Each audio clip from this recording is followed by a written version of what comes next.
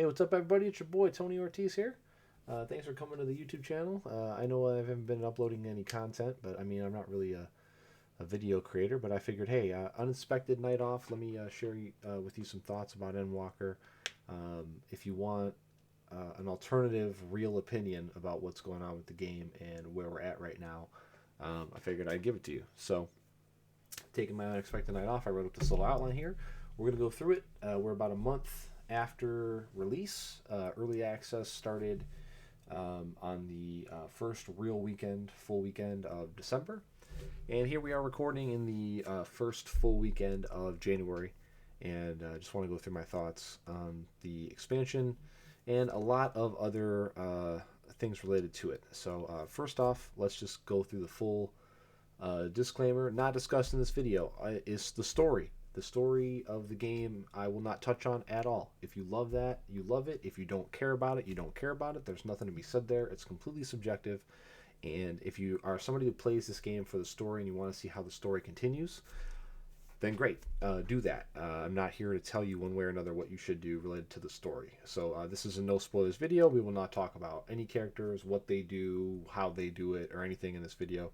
This is mostly focused on the gameplay and the purchasing power that you hold and whether or not you should exercise it and purchase the expansion if you're somebody that held off, if you're somebody that's not enthralled with what you're seeing. We're going to cover all that. We're not going to talk about previous expansions. Other than maybe to reference like a trend, or the dev team and how they've evolved over time. Obviously the beginning of the game 1.0, much different than 2.0 and ARR and so on and so forth. That's not really what we're here for. We're not going to talk about how good Stormblood was or how good Shadowbringers was. We're here to talk about Endwalker. So we're not going to talk about previous expansions much at all, unless we just kind of harken back to what was going on then. And if something doesn't measure up to a standard that was set, we're not really going to refer to them narrative-wise. We're not going to refer to them design-wise, other than to say that maybe Endwalker doesn't match up or maybe doesn't follow the same progression that we were hoping for. We're not going to talk about Savage Raid content. Savage Raid content was just put in the game this week. It has nothing to do with what we're talking about. I don't expect anybody who purchases the game to touch Savage content. Savage content and extreme content, or, well, not extreme, but ultimate content, is sometimes not really discussed because it's not necessary to enjoy the game. It's not really anything that the team expects most players to touch. Savage Raid content is for people who get the most out of their MMO experience and want to really dive in, but it has nothing to do with who the game is designed for. They don't design this game for Savage Raiders and higher.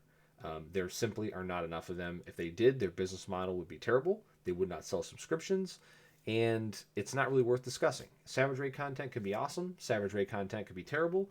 It doesn't have any bearing on whether or not you should buy the game, play the game, subscribe to the game. So we're just not even going to talk about it. And plus, this tier that has just come out in the new expansion, it's too new to evaluate anyway. There's no way that we can give you an opinion with 4 or 5 days of research. We need at least a month of time, and this is probably the earliest I can make this video.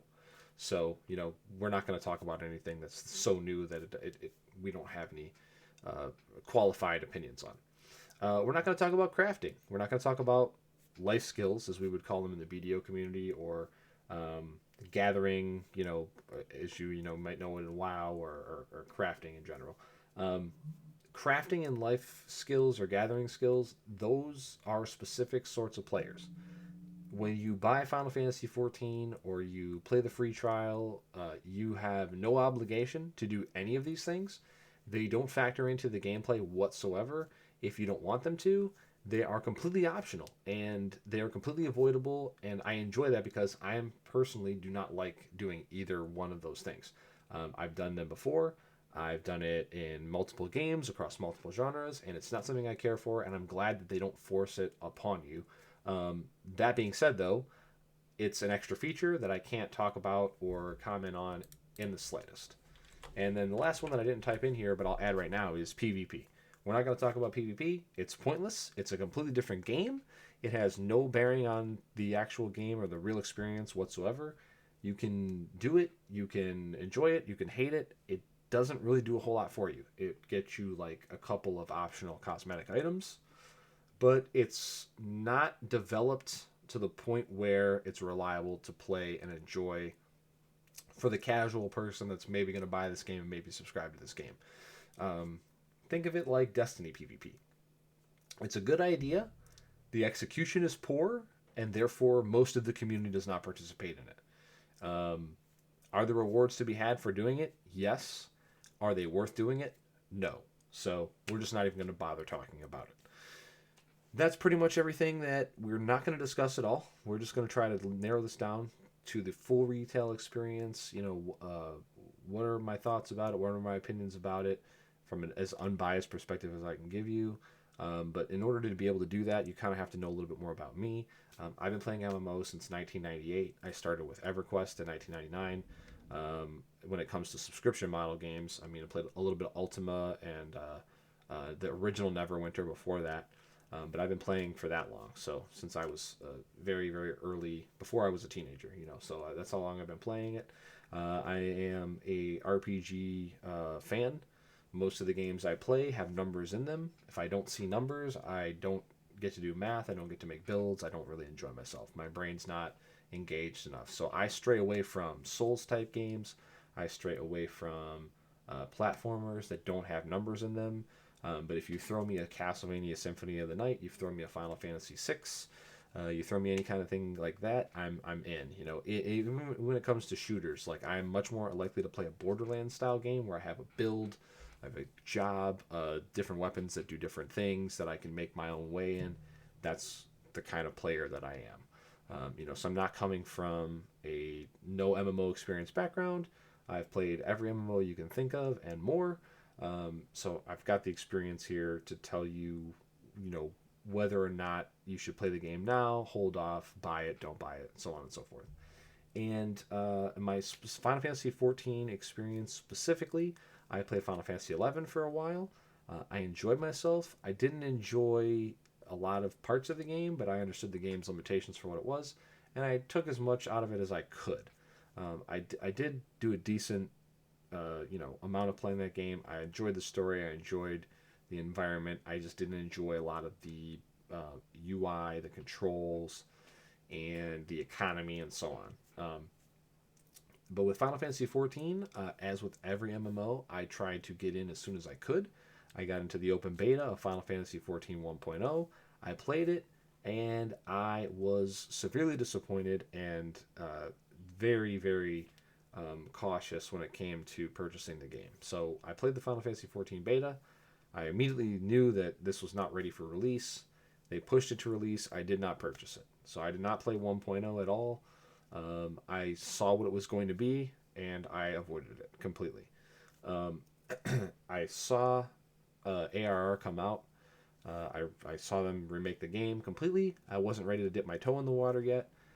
I didn't know anybody that played, and in my experience, not having the full job cross compatibility that Final Fantasy XI had, I was definitely less interested in the game. Come around to Heavensward, I was rooming with somebody who was playing at the time. It was available on Steam. I went ahead and purchased it. I did my free month. I leveled a Lancer to 50, or a Dragoon to 50, and then I really wanted to play Dark Knight. I played Dark Knight for about another week or so, and then my sub ran out, and I just basically stopped playing. Why did I stop playing? Well, back then in Heavensward, and still to this day, if you pick one of the 3 jobs for Heavensward, you start at level 30. So you have to get to 50, you have to go through the story quest, you have to get to the new zone, where Heavensward starts in the story quest. Then you unlock those jobs, then you lose 20 levels, and you have to re-level those 20 levels for those 3 jobs. The developers themselves have acknowledged that this was not a good decision, and they did so by not even having to say anything, as every job who's been added in after that expansion has been added in at the level maximum of the previous expansion. So when they released Stormblood, they released the new jobs at level 50. And then when they, or 20 levels, I'm sorry, 20 levels below. So they released the job at the maximum of the expansion previous. So when Heavensward came out, they should have released those jobs at level 40. because the 10 levels below the previous expansion maximum would have been 40 from 50, and the new expansion goes you to 60. So the jobs in Stormblood came out, they were 50, maximum level 70. The two new jobs added in Shadowbringers started at 60, maximum level 80, and the two new jobs added in Endwalker start at level 70, maximum 90. Consistent, makes sense, much better than the first expansion. More people enjoy it. And there's a reason you don't see that many Dark Knights, Machinists, or Astrologians. And it has nothing to do with how good they are, although maybe it does, maybe it doesn't. We'll talk about that a little later when we do the job tier chart. Um, but you definitely see less Dark Knights and you see less Machinists than anyone else in their same class because of that extra leveling you have to do. And that kind of turned me off from the game. There are other systems in the game I didn't enjoy. I didn't really like how you couldn't add job skills. I didn't like the TP stamina system. All things that are gone now. So pandemic hits. I don't touch the game for a little while. I was thinking about getting back into it Stormblood because I love the Red Mage. And I love Samurai, and they were put into the game, but I still held off. And so the pandemic hits. I'm stuck at home for 2 months, and working from home, just taking a couple phone calls a day and checking a couple emails, and I'm sitting there for 8 hours, nothing to do. So Shadowbringers looks like it's appealing. So about 3 to 6 months after Shadowbringers releases, I buy Shadowbringers. I get into it. I'm playing with my buddy, having a good time, playing Dark Knight, playing Red Mage, enjoying myself. Played for a while on and off. For the next year and 3/4 or so, but after about June or so of 2021, I didn't play at all. I subbed in September of 2021 to get my Final Fantasy 15 car, and then I basically had nothing to do, so I let it go. I wanted to join a Savage raiding group, but it's very hard to find a Savage raiding group that's already built. You kind of have to know people already. Every time I log in, I'd say every other time I log in, I get an invite to a guild, and they want me to join their guild, and I say, do you have a Savage raiding group? They say no, or we have them, but they're full, you can make your own, and it's like, well, why would I join your guild if I already had people that I would be able to make a Savage raiding group with? So just trying to randomly find a company that, has an open Savage raiding group for you is pretty tough. So that's another reason why I don't want to talk about Savage raiding too much, is because I haven't done a ton of it, and it's frankly has nothing to do with what the actual regular casual player will experience in the game. I pre-ordered Endwalker. I started playing on the first day. They allowed us early access, and from there I have played pretty much every day since. And here we are. So that's my full disclosure. My main job is Red Mage, and we'll talk about the jobs when we talk about the jobs. But I wanted to give people kind of like an idea of where I'm at, what I've been through with the game, what my hour count is. So according to Steam, my hours played is 1,367 hours, which isn't that much. It's not really, when you really think about it. I've got more time in Warframe. I've got more time over my gaming career in EverQuest and in Final Fantasy Tactics and some Final Fantasy games like Final Fantasy VI. I probably have more hours in a World of Warcraft than that. If you go back to the vanilla World of Warcraft and then the 3 first expansions after. I might even have more hours in Mass Effect over console, PC, and then Legendary Edition PC re-release. So I've got a ton of time in Shadowbringers. Most of my time is from Shadowbringers. I've got the last month or so of time in Endwalker. But most of my perspective is going to come from an MMO veteran's perspective, an EverQuest player's perspective, Dark Age of Camelot, Warhammer Age of Reckoning, Secret World. I've played all the stuff that's available now for free. Soul Lurker, Phantasy Star 2, Phantasy Star 2 New Genesis, Black Desert, and so on and so forth. I try everything. Blade and Soul, all that. I've played all of those things. I try every MMO there is. The only thing I haven't really played that's new is New World, and I knew that was going to be a mess, and that's why I dodged that. But yeah, and obviously World of Warcraft. So that's my full disclosure. So what we are going to discuss, let's just go in order of the timeline. So the pre-release experience. You were able to pre-release the game as early as the summer of this year, or pre-purchase the game. And your pre-release time was going to be like, I think it was 3 days in advance. So, we were going in on Friday before the retail launch would have been a Tuesday, which was normally the patch day. The pre-release experience purchasing the game was pretty simple. For a new player, Mog Station is very confusing, and the Final Fantasy websites that you have to go through in order to get 14 activated and so on and so forth are convoluted and should be cleaned up. So right there, I will concede that the purchase experience for the game is not good. It should have been improved on years ago, and it's unfortunately what you're going to see with a lot of the things that happen with this game is that the mistakes that were made in the beginning with 1.0 we're still paying for today, because you can go watch a bunch of other videos about how Final Fantasy XIV got to where it was, how the game was completely remade from the ground up, but it was also done while the team was supporting the original release, and how a lot of that stuff was built on top of this engine that has issues, that has server tick response time issues, and I'm still commending people who worked on the game for even making it into what it is. Don't let me take anything away from that. But that being said, the pre-release experience was terrible. To register the code and buy the product, not that big of a deal. But once you got registered and the new game went live, it was awful. We were talking about waiting in queues for hours, up to 8 hours, 5,000 people in front of you. The game only kicking people out if they're AFK for 30 minutes or longer. Even servers that are not highly populated, it's just taking forever to get in. And this is where we kind of have to talk about the pandemic. I mean, I know it's one more line down there, but so the pre-release experience was terrible. The retail release experience was as bad, if not worse.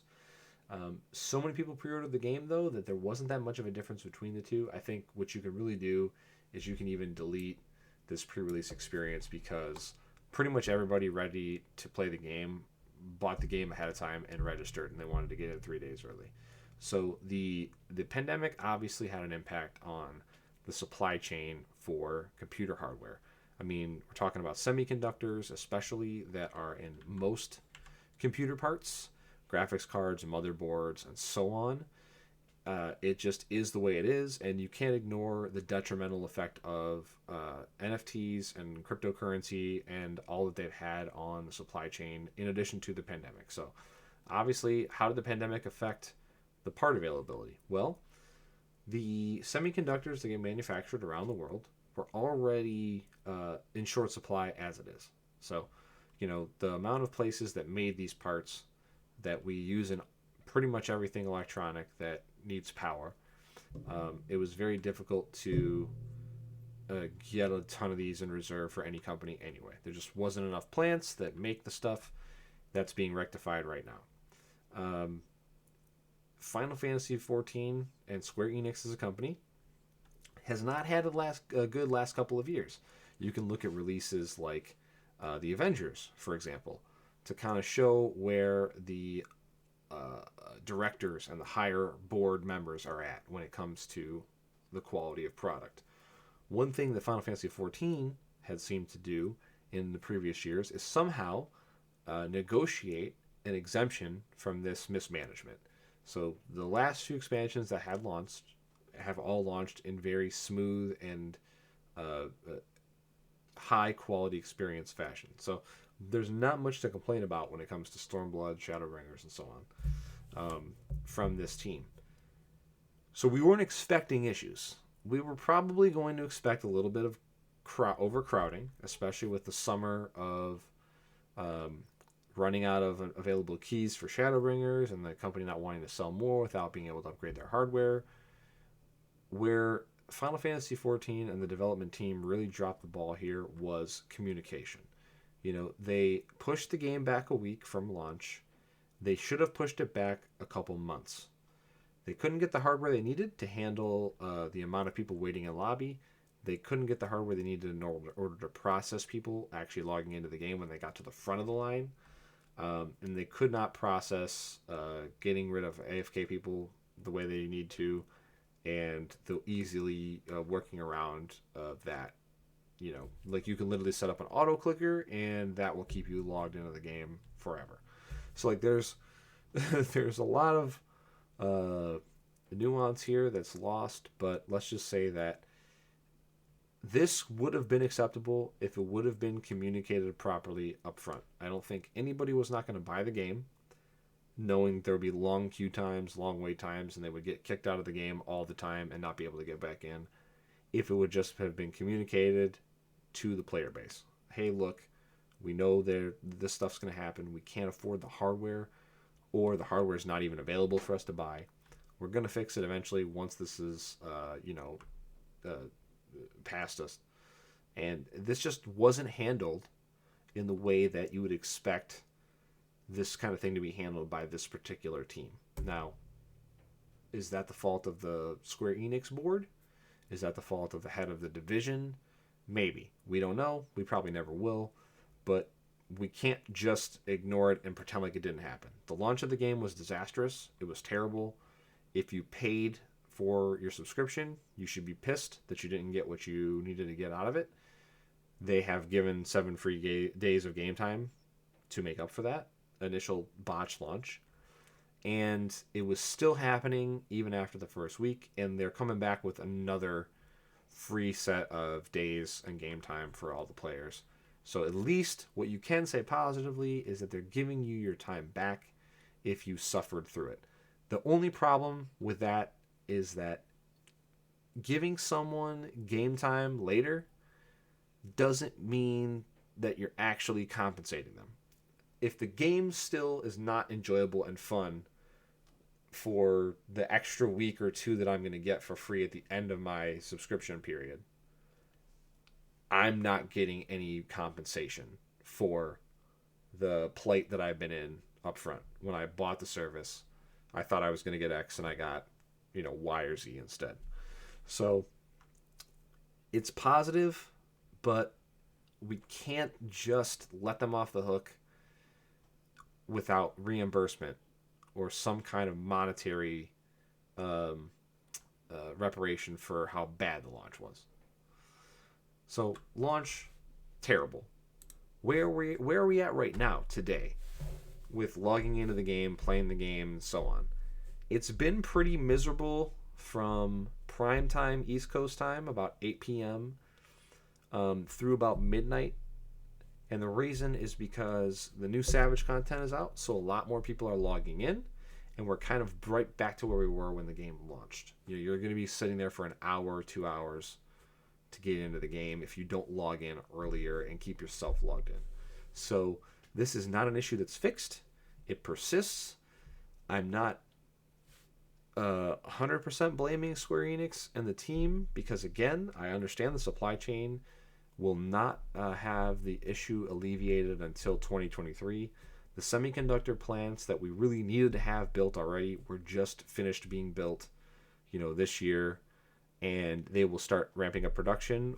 Once they start ramping up production, estimated late 2022, early 2023, we'll start to see some relief in products that are semiconductor dependent, graphics cards, motherboards, and so on. Small devices that require power and use batteries and stuff like that. We won't probably be back to normal until like Q4 of 2023. That's the best economic estimate that I've read in terms of semiconductor stuff. So if you want to buy a new graphics card, if you don't have a hookup and you don't want to pay 4 or 5 times retail, crypto farmers and supply chain shortages, I pretty much guarantee that you won't be able to do that until like the end of next year. And frankly, The only relevance to it is that they weren't able to get the server hardware that they wanted to get to alleviate some of these issues. But the fact that they knew this population surge was coming because they already experienced it in June, July, and August should have led to better communication when they were about to launch the expansion. They should have told the players, like, look, we want to sell you lots of copies of the game, but we also don't want to burn our bridges and destroy our goodwill. We were not able to upgrade the hardware from the summer because it just isn't available. So please be patient with us once we launch the game. There are going to be long queues. Please go to servers if you're new that have lower population. You'll have less wait time. They could have been transparent. You watch every live letter from when they stopped selling Shadowbringer keys to when they launched Endwalker, and there was zero mention of please be patient with us when it comes to logging in Endwalker and, you know, your time and experience with our client and so on. There is no heads up for that, and that is not as bad as a goodwill burner as maybe some AAA companies has had in the past, but it's also not surprising, giving Square Enix as a development house, as a publishing house, is as bad as EA, Activision, 2K, and so on. Like, they are no different from any of those companies, so you should not expect better from them. We were conditioned to expect better from the Final Fantasy XIV team, but again, remember, they are under the Square Enix umbrella, and when a Square Enix board member comes down and says, hey, you know, screw the players, they don't have a whole lot of options. They have to go along with that, and all they can really do is try to insulate the blow that's coming to us as players. So initial launch, awful. There's not much else to say or elaborate on. It was one of the worst MMO expansion launches I've experienced in my lifetime. Especially when we knew what was going to happen and they did not communicate this to us. Now, and this is coming from a casual player perspective. You know, I'm not saying that I needed to know. I knew what was going to happen before it happened. But when most of the players who play this game are casual players, they had no idea. And they need a heads up. You know, so you as a casual player, or as maybe not even an MMO player, but just a video game player in general, you need a heads up from the company, from the developers, letting you know how the online experience is going to be, especially when your game is only online, and extra especially when it charges you a subscription fee to even play it, to access it. So, not handled well. So let's go down a little bit here. What's the most important issue that I'm going to cover today? Well, it's going to be the gameplay. How has it changed? How is it now? How was it in the past? Is it the optimal experience for a massive multiplayer online game in 2022? So, Final Fantasy XIV, if you don't know, if you haven't dipped your toe in the water yet, is a tab target massive multiplayer role-playing game. So what does tab target mean? Tab target means that unlike your God of War, your Dark Souls games, or your Devil May Cry games, where you can just dash into battle, you swing your weapon, it hits what it hits, and that's it. Tab target means the tab key on the keyboard is normally the way you target each enemy. And when you do attacks, if they are single target attacks, or, you know, they only hit one thing, they only will hit what you targeted, and if you are in range. Now, there's attacks that hit areas, area of effect attacks, AoE, but tab target is the way to refer to a game that is an older design. Most newer MMOs from 2016 and onward don't have any targeting in them whatsoever. They're your Black Desert Online, even Secret World for the most part had targets, but it all the abilities function without targets. Some games are hybrid where, like, you know, if you target something, it'll go that way, but if you just hit the button, it'll go whatever way your character's facing and so on. It's the way the game plays is an old school style of game. What else is it like in terms of other games? It's very slow. Final Fantasy XIV, compared to other games of similar genre, is very, very slow. When you hit a button, there's 2.5 seconds before you can hit another button and do something. Now, that doesn't sound like a lot of time, but when you look at human reaction and how fast paced a lot of our games are, it is a very long time in between when you can act and when you cannot. Now, what's the positives? What's the negatives? Well, the positives are you have time to think. Maybe I want to do this attack next. Maybe I want to do that attack next. And now I have 2.5 seconds to think, which is very long. Your average buzz in Jeopardy is like 5/100ths of a second or something. Like, that's the difference. 2.5 full seconds is a long time to think. Where it gets complicated is that some classes, or jobs as Final Fantasy calls them, have a ton of stuff to do in between that 2.5 second delay before you can do the next action, and that makes the job more complicated. More manual dexterity is required with your hands. More intelligence is required, ordering things in the right way, paying attention to see when things are available to you or off cooldown, so on. The gameplay is a mix of old school and new school, and the player kind of has an option depending on what class they choose to play and how complicated they want to make their gameplay. So how has the gameplay changed in Endwalker specifically to what it was like before in Shadowbringers? How has it changed? It has not changed at all. One of the biggest issues you're going to find in the new expansion is that every job, even though they have 10 more levels, has not received anything from those new 10 levels that changes the way they play. There's not a single job. There's not one that is different now because of what it has gained from the new expansion. Some jobs have been reworked, but those reworks were in place before the expansion even launched. The monk class, for example, was reworked a few months ago. The bard class was soft reworked, or sort of reworked, sort of not. Like, they changed a few abilities, but it was more of a timing and a when you can do them kind of thing, as opposed to what their actual function was. Those jobs are much better now, but what they got from level 80 to level 90 does not fundamentally change or add a covering of a weakness to their game at all. That's a new thing for Final Fantasy XIV.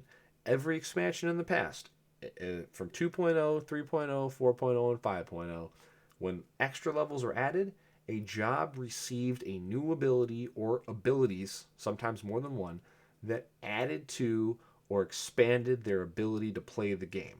This is the first expansion where not a single job has received something that changes what they do, plugs in a hole that they had in their game plan, or alleviates a bad weakness of their job. That is disappointing to somebody returning to the game. If you didn't like the way Dark Knight played before, you're not going to like it now. If you didn't like the way Machinist played before, you're not going to like it now. If you didn't like the way Monk played before, you'll like probably the way the Monk plays now, but Monks got their real rework before this expansion launched. This expansion did not fix Monks. Monks were fixed by the dev team in Shadowbringers. So that's a very, very disappointing part of the puzzle if you are into this game and you were expecting something new and refreshing and your class to do something interesting and different. It did not happen for you. Summoners are probably the best example of being reworked from being absolutely awful to being very, very good.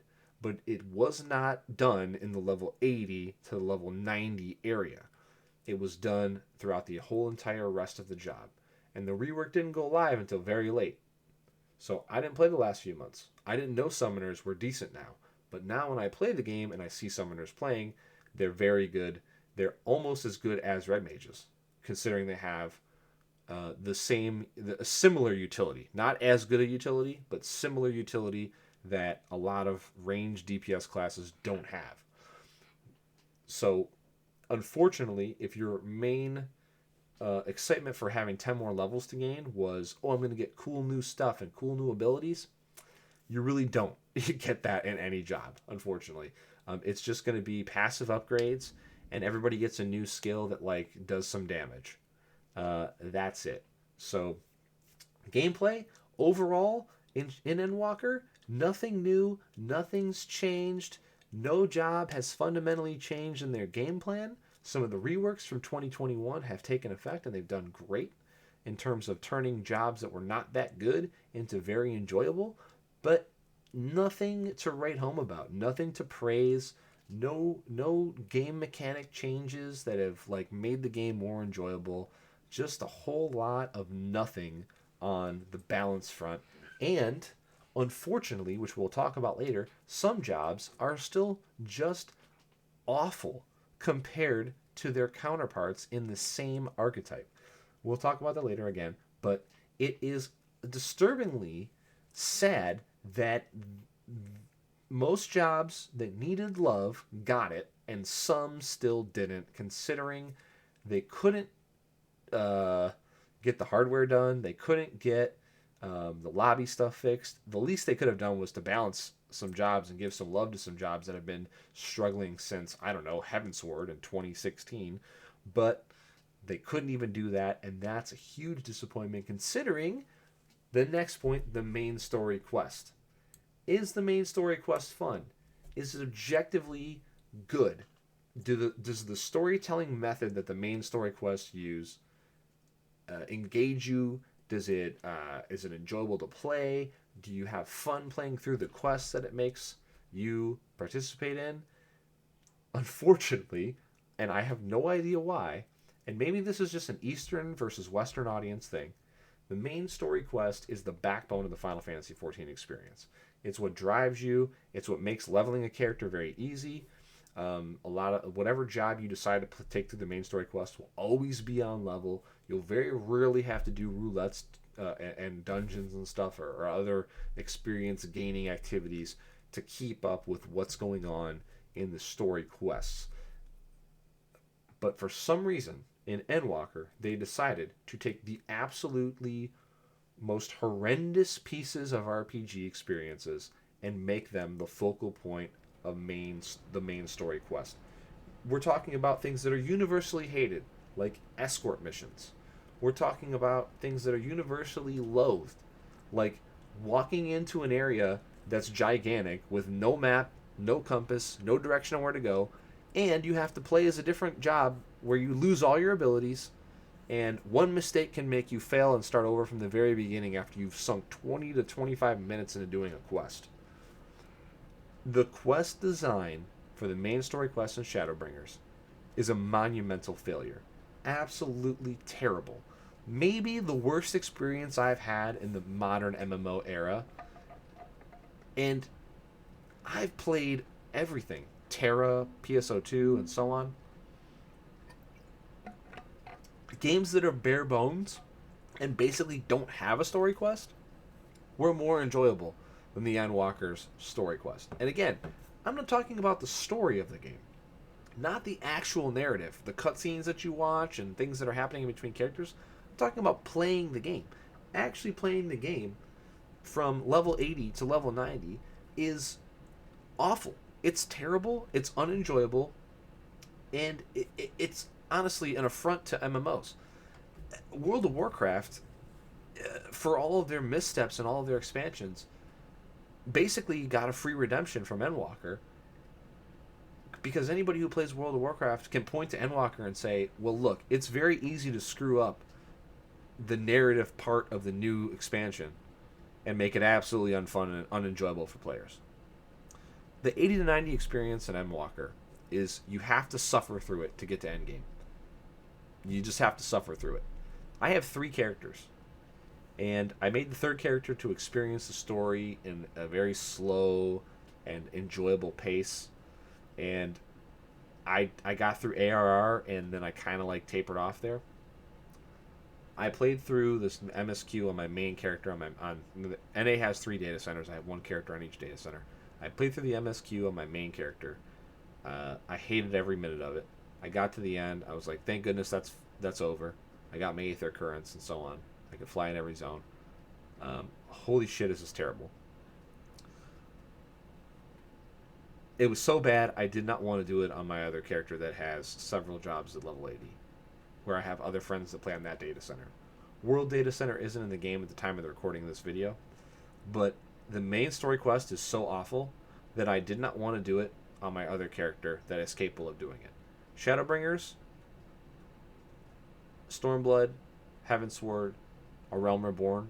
I've done all of them twice, and I can say this: pre A Realm Reborn nerf, where they took a bunch of junk quests out of the Realm Reborn to Shadowbringers bridge, all of them were more enjoyable than the Endwalker main story quest. And I don't mean cutscenes. I don't mean the story. I don't mean the dialogue. I mean the gameplay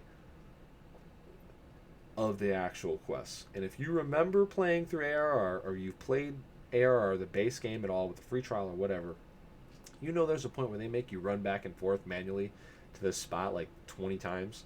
I would have rather done that than played the escort missions and the terrible different class missions that are in the main story quests in Endwalker. It's literally a 2 out of 10 experience. I don't understand what happened. I don't understand why this team, who has typically done such a great job, did so poorly here, and I don't understand how the QA people let this happen. All I can think of is that Square Enix as a corporation said, you push this shit out as fast as possible, do what you do have to do, cut as many corners as you have to cut, we don't care, get it out before the end of the year, and this is what we ended up with. So, there you go. It is what it is. That aside, what is there to do at level 90, which is max level? Is it any fun? Is it any good? The main story quest isn't fun. The main story quest is no good.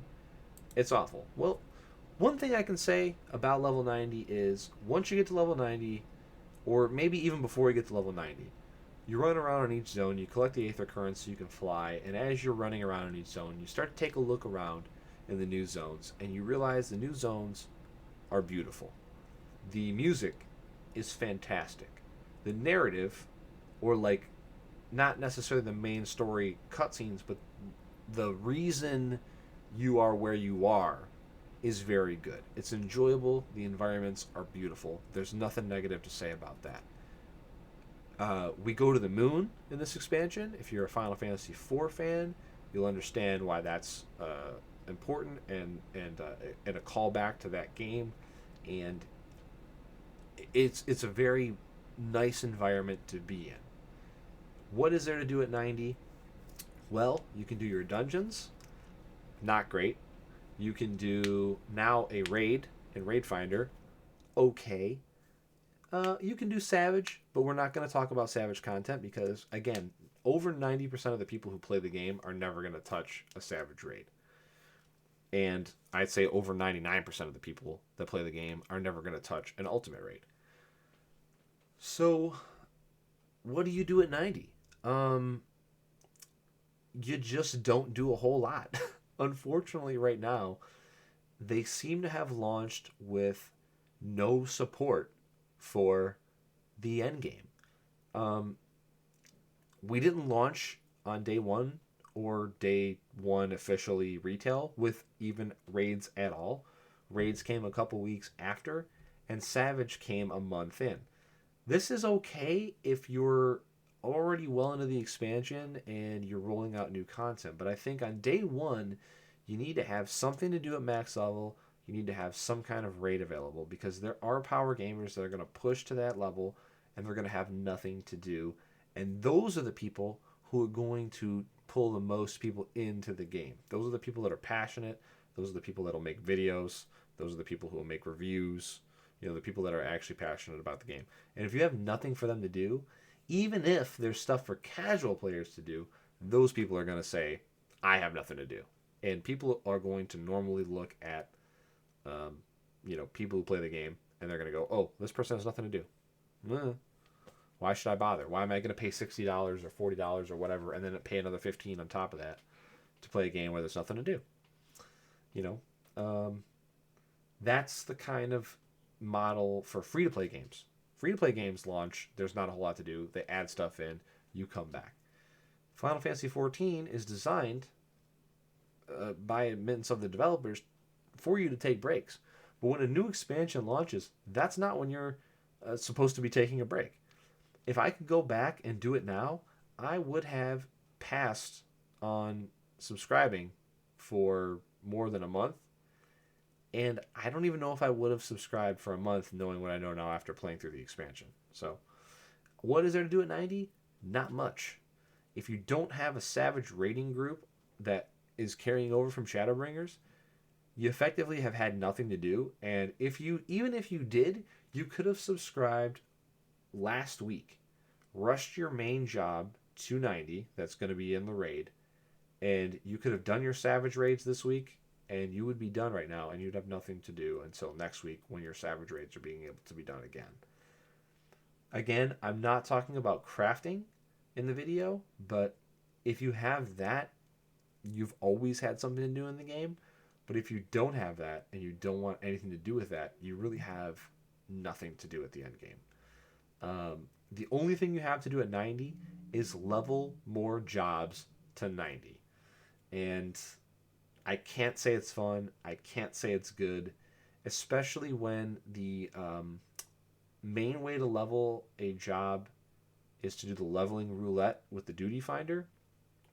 And one of the things that turned me off of Heavensward, especially having to restart my character at a lower level, was having to do low-level dungeons where they take abilities away from you.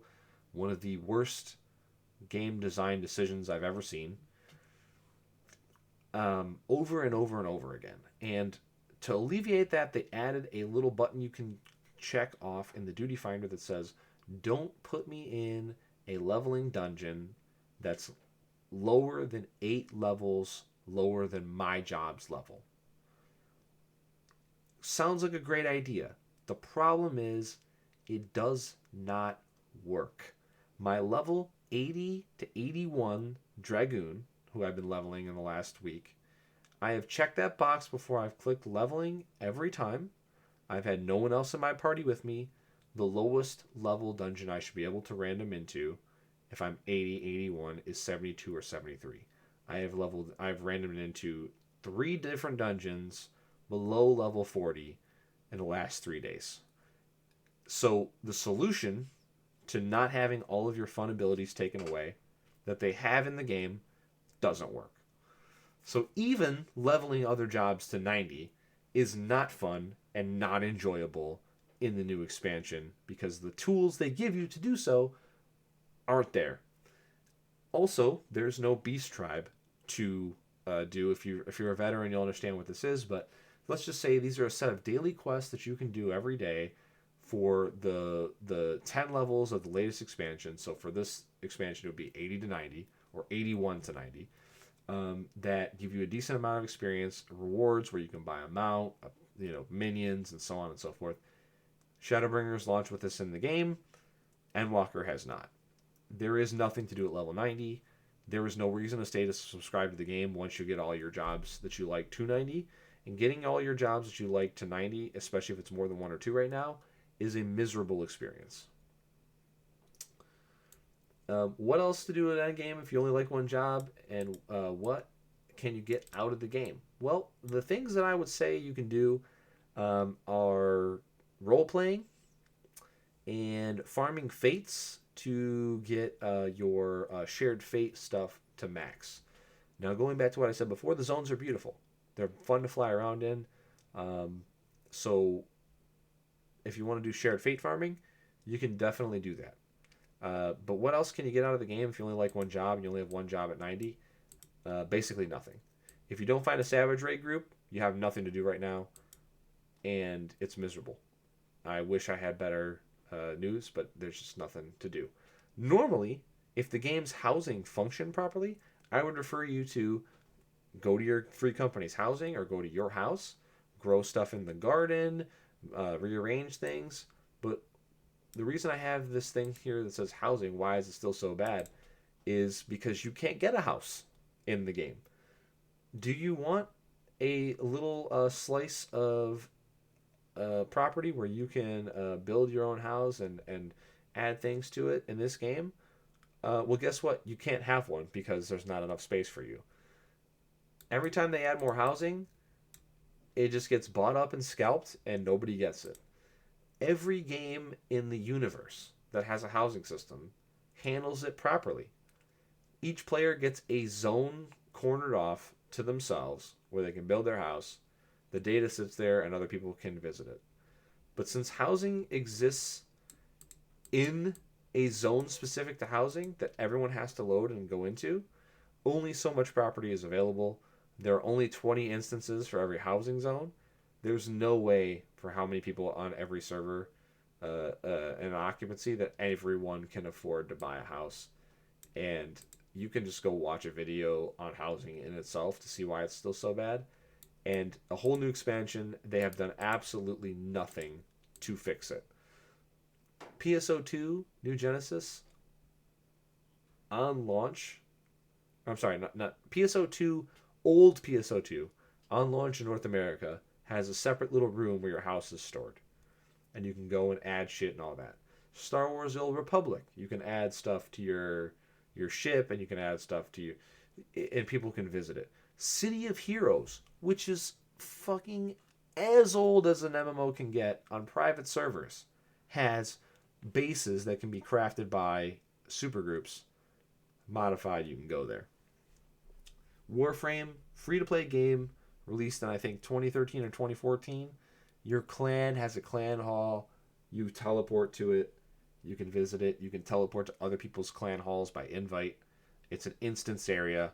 It doesn't ruin servers by having an instance zone for your character or your clan or your guild or whatever. I don't understand if it's an Eastern developer issue, but I've played Korean MMOs and other Japanese MMOs that have housing solutions in them. And like Black Desert Online has a housing solution exactly like this. It's very easy to do. I don't understand why it's still so bad. So even RPing is very difficult without a house, and you can't get one. Why did some jobs get reworked, like Monk, like Bard? And why did some get the absolute shaft and are absolute trash, like Machinist, like Dark Knight, like Scholar? I don't know.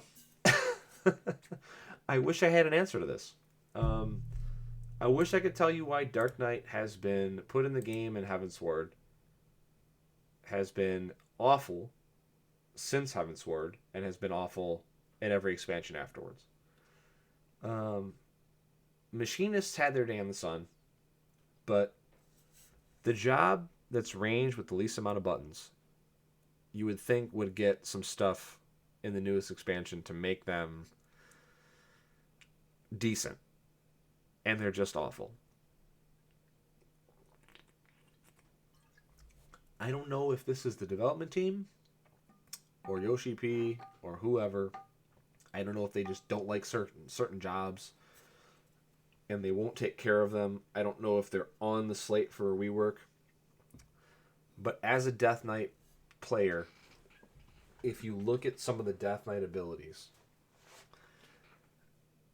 that haven't been fixed in 5-6 years to be practical, to be usable, to be decent, you have to be skeptical about the balanced team and the balanced team's decisions. Can I say that you should subscribe to a game when the balanced team doesn't do what you would expect the balanced team to do? No, I can't. Especially if that's a job you absolutely love and you're tied to because of the aesthetic or, because of the role playing, because of you just love those abilities or the way it plays. It's unfortunate because a lot of the stuff they've taken away from us, like being able to pull abilities from other jobs, they took those things away because they said people will not have any diversity. If you play a Dark Knight, you'll have to take these 2 warrior abilities. It forces the person to level up warrior. Raids won't take people that don't have these abilities as their secondary abilities. It stifles diversity and blah, blah, blah, so we're just going to take it away. Making everyone's Dark Knight the same and never letting a raid group take a Dark Knight in it because there's no point is the exact same issue as that. I'd rather be able to have the ability to take other skills from other jobs back and be pigeonholed into taking certain abilities so that I could play the job I love in a raid environment. The balance team doesn't have enough diversity in it or at least not enough people that believe in rational decisions to get this shit working the way it's supposed to work. And that's unfortunate. Again, they did a decent job with Monk. They brought them back up to where you'd hope that they would be. They did a decent job with Bard. They brought Bards up from being completely useless to being almost as good as dancers. You know, that's as much as you could probably ask for. But they just completely missed the mark on Scholar. They completely missed the mark on Machinist. Completely missed the mark on Dark Knight. And we'll talk a little bit about each job individually as we tier list them. But I just kind of wanted to go over that and, like, is there some reason that certain jobs get the shaft? Like, is there anything about Dark Knight that is just naturally lending it to not being good? Yeah, there are. There are abilities that Dark Knight have that don't make any sense. There are Machinist abilities that don't exist that they should have. Like a secondary AoE attack. Are some of these design choices justifiable? They could be, but the problem is that these jobs that we're talking about have been in the game for years, and they haven't been touched the way they needed to be touched to actually get them to function in a fun and enjoyable way. And it's awful for people who enjoy the themes and the aesthetics of those jobs because they cannot play them in endgame content. Can you take a Dark Knight double Machinist, double Scholar group into a regular raid and kill it? Of course you can. Can you take it into a Savage raid? Well, we're not going to discuss Savage content, but good fucking luck. Like, let me just say this. You could be a great player and you could still beat Savage content with Dark Knights, Scholars, and Machinists. You could absolutely could. But why would you make it so much harder on yourself when you don't need to? And if you are trying to play those jobs and you're trying to find a group of other people to play with, going through link shells or Raid Finder or whatever, good luck getting invited to one of those groups as a job that is just handicapped by how difficult it is to play and how less tools you have than somebody in your same archetype that you can't even borrow tools from. I would even put Black Mages in this group as well, because as much damage as they can do, every fight requires movement, and you know their damage falls off a cliff when they have to move around. But like, we'll talk about that when we talk about individual jobs here. So, you know, I kind of talked about why do some jobs get consistently ignored by the developers. I don't know. Dark Knight seems to be a popular job. Machinist seems to be a semi-popular job. I mean, a lot of people probably like Edgar and stuff from Final Fantasy VI. Scholar, I guess they didn't give a shit about Scholar because they were like, we're just going to put in a new healer with shields in the new expansion that's going to be way better. But I play with a lot of sages, and I can't testify to sages being any good in terms of like healing, you know, and actually contributing to a group. So it is what it is, right? So let's talk about each individual job. We'll talk about the tanks first. Paladin and Warrior. Absolutely insane right now. They're so broken, it's almost not even worth thinking about. They can pull single packs in dungeons without the healer. They can't die. They will just heal themselves through a single pack's damage. They can survive for minutes against bosses, while a healer, red mage, or summoner scrambles to res other people who have died to shit, including the actual healer. They are so good that I'm not even going to put anyone else in S tier. I'll tell you that right now. These two classes are bonkers. Play them if you have one. They will make your experience playing the game infinitely better, and you want to play a job that is a catch-all right now because the influx of players from outside of the Final Fantasy ecosystem, coming from World of Warcraft, coming from other MMOs, coming from never played an MMO before. What's this Final Fantasy thing about? Let me check out this free trial, blah, blah, blah. They're going to get to level 90, and they're going to get in your dungeon queue for expert, and they're going to ruin it. and I'm not talking shit about these people, I'm just telling you a fact. What normally happens in an expansion is that the highest level dungeon has a higher gear score requirement to get into the queue for it. And the reason is they want you to learn how to play the game and invest a little bit in your character and your job before you fucking ruin a high level dungeon for other players. It's a very good system. I like it. It was not followed at all in Endwalker. I didn't mention it in the what else is there to do at 90 because it wasn't really relevant. Because like queuing for it as a good player is not really worth it right now. If you have all your gear, especially now that like extra currency is in the game and you can do raids for better gear anyway, you're better off as a good player just doing raids and not doing anything else. But you could farm those extra few marks in garbage dungeons, and you could get some better gear for some of your sub jobs and so on. But there's no reason why you should fucking wait in a queue as a great DPS when you could just play a warrior or play a paladin instead. Just do this, make your life easy, play one of these two jobs. They're ridiculously good. Gunbreaker is pretty good, but not as good as it used to be. When it comes to casual play, dungeons, I'm not talking about savage raids, dungeons, trials, and the occasional raid, Gunbreakers just don't have the survivability that these two jobs do. Normally, I put a Gunbreaker in A, but I'm putting it in B for a casual player because all the shit you used to have as a Gunbreaker doesn't mean a whole lot anymore, or it doesn't do what it used to. You cannot save yourself from dying if your healer doesn't know what they're doing anymore. I've been leveling my Gunbreaker in the 80s. I've experienced it. It is there. Once you death proof, you have no recourse. I can regen myself with a buff to regen. I can do my single target combo, which has a heal in it, and I will still die to a single pack if the healer doesn't actually do what they're supposed to do, and that's heal me every now and again. You cycle through your cooldowns, as these two other jobs do, but ultimately your life still depends on the healer who's healing you, and that is not a good look, especially in an environment that's casual, where healers die, where they don't pay attention, where they misclick, where they don't even know how to play their class because they rolled a Sage and they don't know how to play it. Don't think that playing Gunbreaker will save you from death. You will still die, you just won't die as much as a Dark Knight will. Whereas with Warrior and with Paladin, even if the healer sucks, you are the puller. You dictate the pace. You can keep yourself from dying even on most bosses. I've seen Warriors and Paladins solo bosses from 40% at the end of a level 90 dungeon on their own. It is doable if you've got decent gear and you know how to play. That's why they're fucking S tier.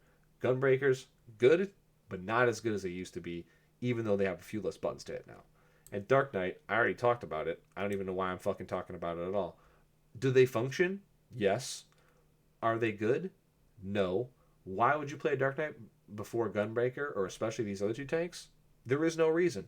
They're right back to where they were in Shadowbringers. There's no reason to bring one to a raid. There's no reason to play one at all, other than the aesthetic and that they look cool. And it makes me very sad because it's one of my favorite jobs. I love Shadow Knights from EverQuest. I love Dark Knights from every other Final Fantasy game. I love Dark Knights in this game. All their abilities look cool. Their relic weapons look amazing. They suck. And what's funny is, instead of getting buffed and getting abilities to work the way they need to in this new expansion in Endwalker, they got nerfed. A bunch of lateral stuff got taken away. The life drain and mana drain abilities you used to have that were separate cooldowns, they share a cooldown now. That's a tool taken away from you. Your blood weapon, or not blood weapon, but the thing that gives you automatic super attacks, you know how you used to be able to get 5 hits out of that because you used to be able to max your skill speed and get 5 hits now? Oh, it's literally locked now to only 3 no matter what you do. Is that great for a player who doesn't know how to materia their gear and who doesn't know how to actually play the game? It's great for them. It's worse for every other Dark Knight out there that doesn't do the absolute wrong thing when they play their job. So it's really unfortunate that Gunbreakers right now are so bad, or that Gunbreakers are bad and that Dark Knights are bad. Ultimately, you'd want them to at least be up here in A, right below their other tanks, but they're just not. The only thing a Dark Knight does is it does more damage than any of these other jobs. As it should. It's the most variance in terms of how much damage it takes. It's the hardest one for healers to heal because it's high variance in how much damage it takes. And they're running around with a giant two-hander, so it kind of makes sense flavor-wise why they take a little bit more damage. But they steal life. The problem is, Dark Knights aren't the only healer, or aren't the only tank that can heal themselves. Gunbreakers heal themselves. These two tanks heal themselves. All 4 tanks heal themselves. Dark Knights just do it worse than any of these other 3. They have the worst healing. And even though they have arguably the best single button mitigation tool in the game, it takes a massive amount of skill to use. And these bad boys use mana for offense. So when you decide to use your mana for defense, now you're playing a balance game that none of these 3 jobs have to even think about. Paladins, a little bit. They use mana as well, but nowhere near in as intricate of a way as Dark Knights use mana. And Dark Knights have to sacrifice some of their best cooldowns now, because you have to sacrifice your amazingly good life drain skill to use your mana drain skill to keep your mana flowing and to do that extra damage. I would never take a Dark Knight to anything that required group play whatsoever. And when I roll Dark Knight to get a faster Q as a tank right now for expert Qs, I'm miserable, because if the healer is not elite, it's a miserable run. I wish there was more to do with it, but I just can't do anything. I just can't do anything as a Dark Knight right now, and it's depressing because it's been that way for forever. White Mage, basically the best healer in the game. It's hard to fuck up playing a White Mage. You could be completely new to the game and totally garbage, and you could play White Mage and you'll still be great. This isn't much of a change from the last expansion or the expansion before that. White Mages do some great damage as well when it comes to regular casual play. You can put a regen on the tank if it's one of these two, or even a Gunbreaker. You can run into the group and just start casting Holy and do a ton of damage, and you'll burn the pack down so fast that you barely will even have to heal your tank. It's the best healer pretty much for free, just because you can't really make a whole lot of mistakes that impact what happens on the battlefield. You just, as bad as you can screw up, you can simply recover as a White Mage. It's easily the best healer, and it's not complicated. In the last expansion, Shadowbringers, Astrologians were absolutely incredible because they did everything the White Mage could do except the damage, but they also buffed everyone to a level where you had to have at least one in every raid group. Unfortunately, in the new game, we're not really talking about Savage raiding content. If we were talking about Savage raiding content, I could see an argument for putting them on equal terms with White Mages. But they're very hard to play. There's a random element to them, and it's awful for casual play. So that's why I'm going to move them down one tier. Because if you get somebody new that's playing an Astrologian, even though they've had to level them from 30, they probably haven't learned how to play them accurately. And unfortunately, well, I mean, you're going to suffer from that if you're tanking, or if you're a DPS with a bad tank. You're just going to suffer from Astrologians, your healer. They're never going to heal the rest of the group properly. They're not going to heal the tanks, these two tanks that need to be healed properly, and you're going to pay the price. It's just one of the things it is. White Mage could fuck up and just regen all 3 of you besides themselves, and you'd still probably be fine. Scholar and Sage. I wish shield healers were better, but they just aren't. There's nothing else to say about these guys. In casual play, in regular play, they are just bait for not doing your job. Sages and Scholars get baited into doing damage. They have shields that don't really stop damage, because every tank, when they tank, is hitting their damage reduction cooldowns in a rotation. The shields don't stop the tanks from taking the damage that they wouldn't stop themselves by rotating their cooldowns. Stacking a shield on a tank who's already taking 20% less damage is useless. So what happens is the shield healers will shield the tank's rotating cooldowns, In between cooldowns, when they got to hit a spot heal, the shield hasn't done anything, it's already worn off. They're doing damage, they have to stop, turn over, and they both have worse heals than these other two jobs. It's just a recipe for disaster. Unfortunately, neither one of them does enough damage to compensate. Sage can do a lot of damage. Scholar can do decent damage. But they still don't compare to a holy spamming white mage. And the only place healers really need to do damage is on AoE packs to get you to the bosses faster. All 4 healers don't do enough damage to bosses for it to really matter and to really be something to consider as useful or not. But dealing damage to trash mobs is a huge benefit, and white mages just blow trash mobs up better than the other 3. It's not even close. Astrologians have awesome buffs to your DPSs that aren't available to either one of these 2 healers, and so naturally the other 2 healers, you just got to drop down. And another issue with Sage as well is that this job starts at 70, so a lot of people are going to roll healer for the first time, and Sage is probably the most complicated healer outside of the card system. Like, if you eliminated the card system from Astrologian, it's easier to play than Sage, I think. So I'll say just Sage is the second hardest healer, possibly the hardest healer to play. I'd put them above Scholar, but they are going to bait you into doing damage, and your tank's going to take a bunch of damage, and then you're going to try to recover, and you're not going to be able to, and they're going to die. It is what it is. Melee DPS. Dragoons are way better than they used to be. Especially now, they just have had all their weaknesses covered. The only thing you'll see a Dragoon do sometimes is accidentally backstep off of the map and die. The floor DPS meme is dead. Good Dragoons are insane. They're almost as good as Samurai. Which, I'll put Samurai here. The only thing about a Dragoon is it's slightly less complicated to play as Samurai. You do slightly less damage, but you have a very nice evasion bonus with your jumps. You have positional advantage because you have a backstep that doesn't require you to have any resource or any target. If you want to play melee DPS in the game right now, and you don't want to play a mind-numbingly stupid job, you want to actually engage and play the game, Dragoon is your job. That being said, Samurai is still top of the mountain when it comes to melee DPS.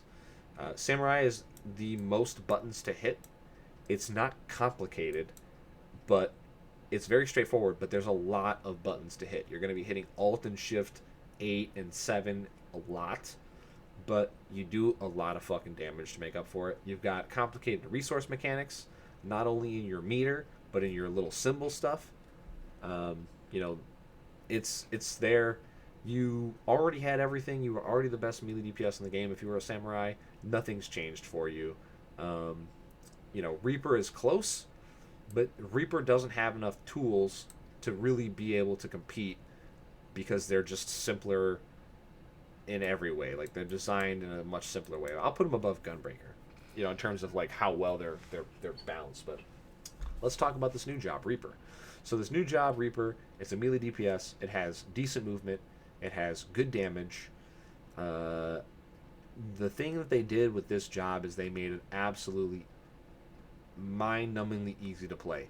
You have virtually nothing to do off of your global cooldown, that 2.5 second stuff I was talking about earlier. You have 1 or 2 things to do off of GCD, whereas these 2 jobs up here have a million buttons to hit off of GCD. This one doesn't have any buttons to hit off GCD virtually at all. There's only 2 positional attacks. There's one side and one from behind. These jobs are worried about hitting so many buttons that positionals are kind of rough. Dragoon has some positionals as well. This one has positionals where, if you do the positionals, you get rewarded, but you don't really even need to do it. A garbage Reaper will still do as much damage or more than a garbage either one of these Samurai or Dragoon. It's just that their ceiling is slightly lower. I mean, if you don't want to think and you want to do damage, or if you suck at the game, or maybe you play on a PS4 with a controller and you just can't dodge shit and you can't have a complicated rotation that actually involves precise timing and it's unreliable because the server ticks are trash, Reaper's great. I really wanted to play a Reaper in this expansion. They're just too boring for me to play. They look awesome. All their animations are sick. They just made the Machinist of melee DPSs, and it's so boring that I can't bear to play them. But what's great is if you are absolutely don't want to invest any time at getting good at the game, you can play a melee DPS Reaper, and you can absolutely destroy. So I put them here in B for casual play because there's very, very, very low ceiling, but the floor is so high that they could easily go up here. Absolutely easily go up here. In fact, I think they probably deserve to be at the bottom of the A just because it takes zero thought to play them. So like, if you're a casual player, it should be up. It should be up higher. I'm gonna skip Ninja right now, and I'm gonna go to Monk. Monks are fucking awesome. Monks are like the feel good story of the game. Like the only reason to play Final Fantasy 14 right now is to play a monk because like they got their rework, they got all kinds of cool movement options, they got all of their positionals are fixed now. Like they're not ridiculous and they all work, or they're not even necessary. Like monks are so fucking good, man. Like it's a long time coming because they were so bad for so long. So like this is what I'll do. I'll put Reaper at the top of B. I'll put monks at the bottom of the A. Monks are awesome, bro. I'm so glad they fucking finally did right by Monk. I wish they would finally do right by Scholar and finally do right by Dark Knight the way that they finally did right by Monk here. All right, so let me grab the last. Wait, this is not. One of these is Ninja, and one of these is. What is the other one? Oh, this is one of these is Arcanist or Summoner. This is Summoner, right? Yeah, this is Dancer. Yeah, this is Summoner. Okay, so this is Ninja. Ninja's. It's so weird, like, because Ninja's the. Wait, are Ninja's the Qatar or Ninja's the. Yeah, Ninjas. This is Ninja with the little thing. Ninjas are very good. They got AoE, which they needed, but it's not good AoE, so that's unfortunate. They're still very narrow. They need a second to get going. They don't have any reason to be taken in any content besides, casually leveling. It's unfortunate, but you don't want to put a trial group together with a ninja in it. Same way you don't want a Dark Knight, you don't want a Scholar. I wish there was something else to say about it, but that's what it is. They need more love. They simply need more love. They should be up here with Reaper, and they're not. It's not fair. I love Ninja. I think it's a cool ass job. It looks great. The aesthetics are awesome, just like Dark Knight. They need love. Ideally, you'd want everybody in A tier. I would not say you want to play the game as a ninja, especially when you can play the game as level 70 Reaper, or you can learn how to play any of these other 3 melee jobs from level 1. These two, Monk and Dragoon, or you can learn how to play Samurai from level 50, and you'll just be so much farther ahead and doing so much more damage with the same gear. It's just unfortunate, but that's where Ninja is at right now. And I would put them in C tier, but they did get some AoE upgrades, and they're finally able to parse similar to these guys up here. So, they'll be up here, but they're not complete dog shit. But, they could be. So, let's go to the obvious. Dancer is the only DPS that deserves S tier. But I can't put them in S because these two tanks are so busted that I gotta put Dancer down here. But, I mean, same thing as before. Dancers are the best party buff in the game. They provide an exponential damage buff to one DPS in the group. So guess what? If you do a normal dungeon with 4 people, the other DPS is getting it no matter what. I have put it on a tank before because our other DPS has been that bad. But that's like, you're never going to really run into that practically if you're a casual player. But, I mean, if you want to have fun in the game and not have to worry about anything, be a Dancer. You start at level 60, play some other job to 60 and then switch to Dancer. There's a DDR minigame to play where you buff your whole team. You have an AoE heal, an AoE defensive cooldown. You can do all your damage while running around in a fucking circle because it's all ranged. You have a triple dash at 80. It's awesome. Dancer is insane. They look cool. All their abilities look cool. One of their new abilities is a giant death cone of butterfly fucking lightning. It's amazingly cool looking. Dancers are insane. Play a Dancer. They're awesome. That being said, Bards are almost as good as Dancers now. If this was a Shadowbringers tier list, Bards would be like literally down here. They'd be garbage, worst class in the game, just better than Blue Mage. Holy fuck, why are bards so bad? Dancers are amazing. Shadowbringers Tearless Dancers would also be up here, but but bards now are so good because they give so much to the rest of the party that they're just awesome. Like if you can't find a dancer, find a bard. If you don't want to play dancer, play a bard. You have to use a bow, which I mean isn't very bard-like. This is like the first game where like bards have to use a bow. Like even Edward in Final Fantasy IV used a fucking harp or daggers and shit. He didn't use a bow.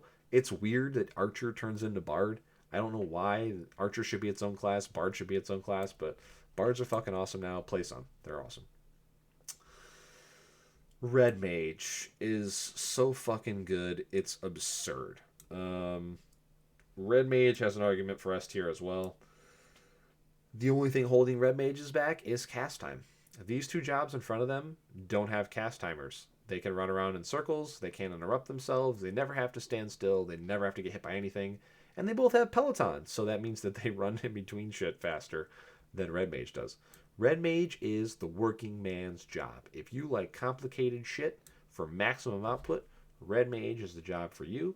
It's my main job. You get a heal, you get a res, you get a jump in, a dash out. You get a button that if you're not having to dash out, you can get extra damage off of. They added AoE to their two special abilities that come at the end of their DPS rotation, and then they added a third AoE ability as well to that DPS rotation. They simplified the way mana works, which was good for people who were trying to play Red Mage and failing, but it was bad for players who were very good because they nerfed the acceleration ability, which gave you auto procs to get more damaging abilities in. So Red Mage, despite the subtle nerfs to the job, is still overperforming pretty much every other ranged damage dealer, and they have an instant cast res whenever they want it at any time. They can just cast any spell and then instantly res someone else.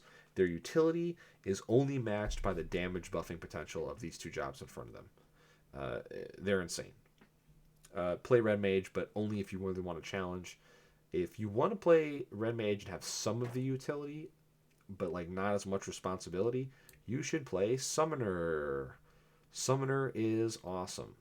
The only reason Summoner is not in front of these melee jobs is because it doesn't do as much damage. But the utility that it brings, having a quick cast res, because when you play a Summoner, you have some access to your heals from your Scholar, other half, and you have quick cast, so you can always quick cast a res. Having a quick cast res as not a healer is awesome.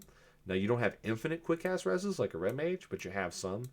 And Summoners used to be absolute garbage. They did no fucking damage. They were useless. They got their rework. They do tons of damage now. They're awesome. The only problem with them is that when you have limited graphic options on your display options, the summoner summons still show up and they still take up too much space. You can't see around them. They're kind of clunky. So when you're playing with the summoner and you're trying to dodge shit on the ground and pay attention to the telegraphs and like pay attention to what the boss is doing, sometimes it's hard to see around their summon spells. But they do a ton of damage. They have an instant cast res available once every minute, and they do as good a damage as all these other jobs. And they provide some utility now. They have like a little wind buff that goes in the ground that you can stand in, like Ninja has. That's similar to them. They got everything they needed for the most part to be where they need to be, which is in the A tier. Black mages. Ugh. Black mages do a ton of damage. They do maybe the most damage in the game, but they can't move while they're doing it. And you need to move in every fight, in every dungeon, no exceptions. It's hard out here for a black mage. Their rotation at level 90 is one of the most complicated rotations out there as well. And you could take the best black mage on your server to a savage raid, and I know we're not talking about savage raids, but let me just say you could take the best black mage on your server to a regular dungeon, and they'll slap some fucking damage, but they're a liability. They have no way to buff the party. They don't contribute anything other than their own damage, and their own damage is only as good as the black mage's ability to predict the boss and what they're going to do and not have to move so they can get their shit going. It's unfortunate, but that's where they are. Not in the bin, better than they used to be, but they still need a lot of love. And then there's Machinist. I don't know where to put Machinist, so I'm going to put it where it probably should go, and that's down here. It's the worst damage job in the game. Why? Because it has no utility whatsoever, and it doesn't have a high damage ceiling.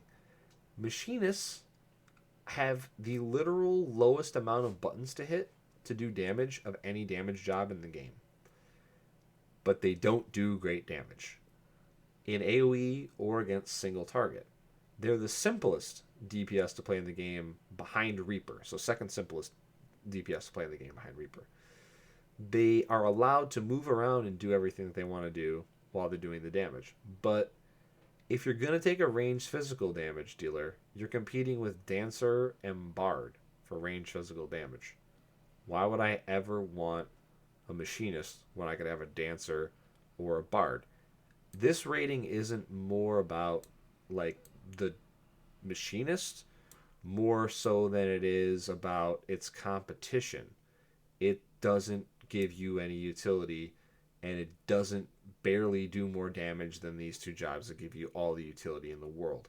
Black Mage would be up higher if it wasn't for Red Mage and Summoner just being way better versions of it. Ninja would be A tier if it wasn't for these three melee DPS jobs that just outclass it in every way.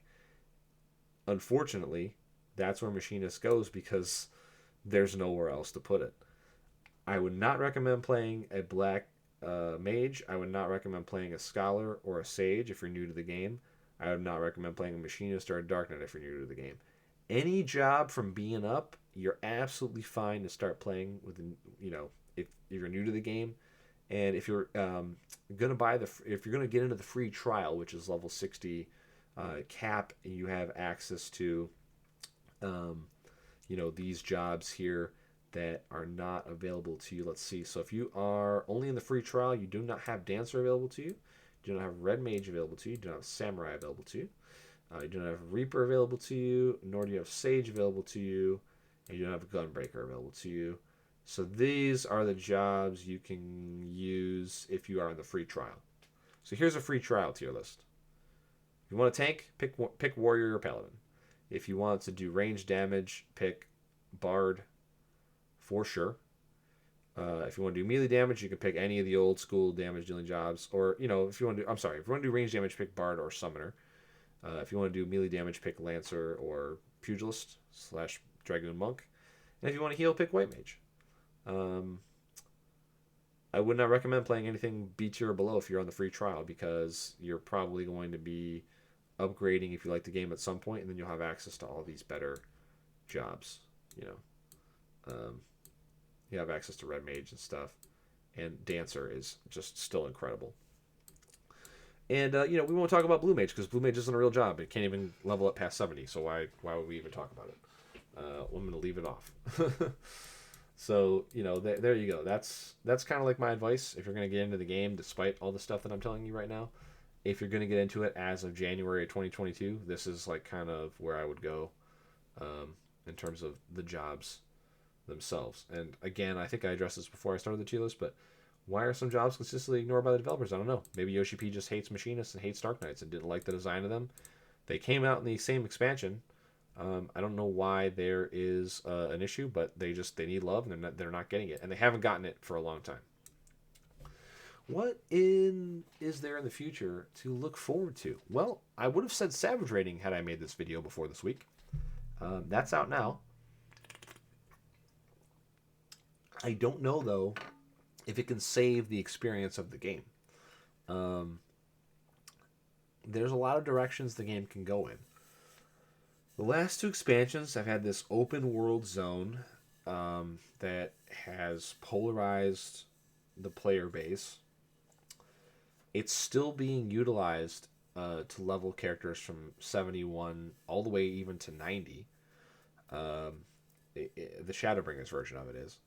If you like this kind of run and gun open world style leveling, it's available. And I think it's good that it's available. The only problem I see is that when they make these zones, just for reference, we'll just call the Shadowbringers version. There's two of them. It's called Bazja and Zadnor. There are these two areas. The only issue is when you make these zones that are a different sort of content, you're going to polarize the player base one way or another, because like some players hate it, some players love it, and if you force people to go there and do the stuff there, it might lead you to more subscriptions from the players that love it, and it might lead you to lost subscriptions from the players like me who absolutely hate these style zones. So I think, based off of what we've seen in the last two expansions, we're going to see another open world zone with critical engagements, a lot like the last two versions we've seen. I think it's inevitable. Um, I I think that Shadowbringers did so well that the developers are going to think that the things they did in Shadowbringers are all awesome and they should bring them all back. And I wish I could say that they had better foresight than that. I wish I could say that I believe they are smart and well rooted in their own game and development ways to realize that some of the stuff they did was not good despite the success of the expansion. And I think that their egos might take over because they are better than WoW at the moment. Like, they're at the top of the mountain, and I think they're not going to want to change anything, and they're going to fall into the same trap that WoW did, and they're not going to give us the stuff that we really deserve and need as players to continue putting a sub fee into the game every month. And I don't really know if there's a way around that other than, just to lose subscribers, as the game, continues to move forward. What can we expect? I just went over that, actually. Can we trust Yoshi P to deliver when his attention is divided on a Final Fantasy 16? I think this is a very big point that people don't realize, that a lot of the stuff with Shadowbringers, we don't know how much of it is due to Yoshi P not having his full undivided attention on his baby, which is Final Fantasy 14.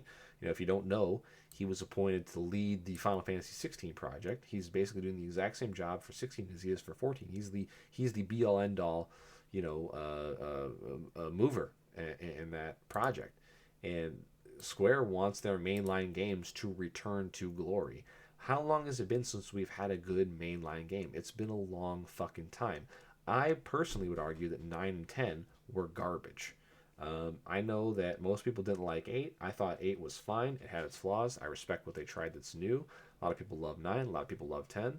I think a lot of that love is, again, misguided and focused too much on the narrative and not enough on the game. The narrative in 9, I think, is awful, and I think the gameplay is awful. A lot of people will disagree with me on both of those points. In 10, I think the narrative is awful, and the gameplay is much better than 9, but not that great when compared to 8, 7, 6, and farther back. Tactics and so on. I think a lot of people will agree with me on the narrative part on 10, but disagree with me on the gameplay part. They think, or not disagree, but like disagree that it's worse than its predecessors, but agree that it's not as good as it should have been considering how many leaps and bounds forward they made from PS1 to PS2.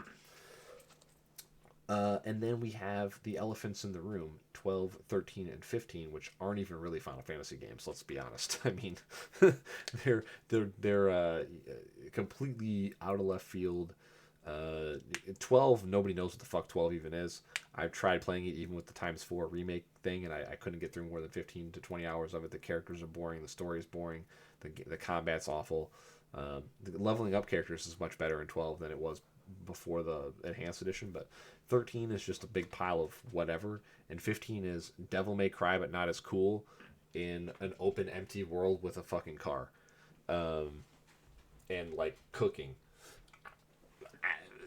I don't know what you can do, but from what we've seen of the very few teasers of Final Fantasy 16 so far, I think it's very safe to say that Yoshi P is going to deliver on this experience. He's going to basically shit all over the previous games in the main series, and he's going to make a very good game when it comes to Final Fantasy 16.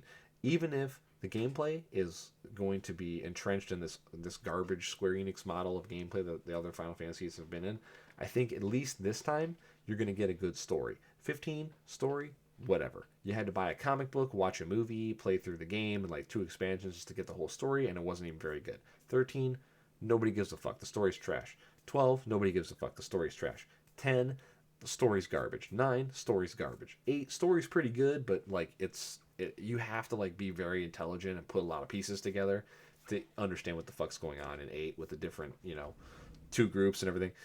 Very difficult. I think 16 is going to deliver you a compact and complete story that's going to leave you on your seat wanting more, much the way that 14 has a reputation of doing. Again, being not bringing 14 story into it. I will not talk about it because, again, it's subjective. I don't know it as well as your average story loving Final Fantasy 14 player would, but I think that you're really going to get a deep and meaty story with 16.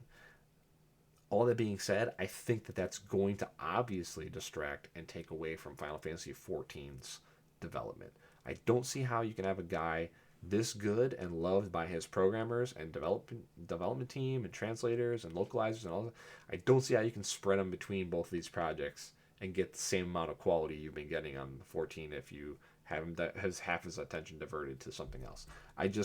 I'm as a person who's in the corporate world, I just don't see that happening. I hope I'm wrong, but I can't be excited for the future of Endwalker until Final Fantasy 16 is released and he gets to take a step back from it and his hands are off that wheel and in the hands of maybe somebody below him who's going to supervise DLC and so on and so forth. I think Final Fantasy 7 Remake is another good indicator of where Square's willing to cut corners and not advertise us accurately on what we're going to get. And, I hope that's not the case with 16. I don't think Yoshi will acquiesce to that. I think he's overall probably one of the most positive and best people to have in the gaming atmosphere.